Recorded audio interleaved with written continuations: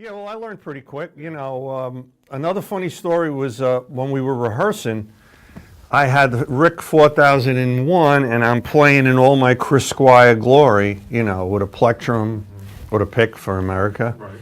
with the rotosound strings, down, the twangy sound. And we're rehearsing, and as I said, it's just as a four-piece at that point, and I remember Manzanera coming over to me and saying, "You play great, but it sounds like Yes." And right there, my whole musical life changed. I put that together so fast. It was like, wow, he's not saying that in a good way. And I remember taking the cable out, switching everything on the Rick to standard sound, taking off the top, readjusting the amp. I said, oh, and I thought to myself, oh, I see. I have to play like myself now. Right. And that's where my musical life changed right there. I said, oh, okay, I'm in a big band. I have to play like myself now. I'm not in my room playing along. Right, and with a Rick, you can actually darken the sound. Rick is very, a lot of people don't know, very versatile.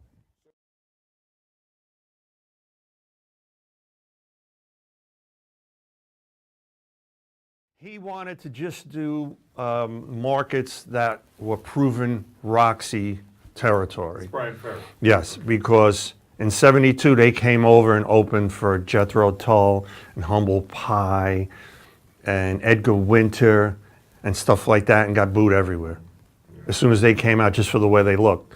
So you can imagine a band with Brian Eno and and Andy Mackay and Brian Ferry with feathers and 10-inch heels and coming out in front of Humble Pie in the Midwest. It wasn't, and they were traumatized by this tour. So they didn't go back till '74 for a couple of years.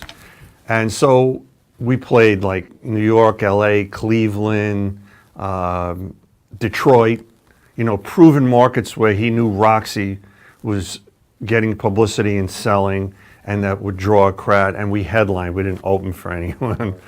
So even though they were like 1,000, 15,000 to 2,000 seaters. Did you have any idea at the time how influential they would be? Because Roxy is one of those bands where people saw them and they changed their lives. Well, Roxy were one of those bands like Sparks where I was a fan before I joined them. When I heard Virginia playing, it blew my mind. I thought, this is the most unique record I've heard since the '60s.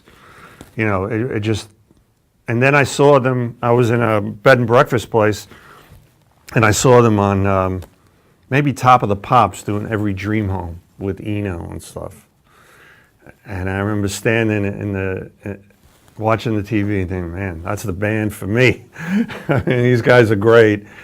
And just to backtrack a little, when I was in New York, when For Your Pleasure came out, I was on my way to England just to visit before I seriously moved there and brought my bass and stuff. And a friend of mine said, I just got For Your Pleasure. And I said, who's playing bass? And he said, it says guest artiste, John Porter. So I knew, okay, guest artiste, okay. That's interesting.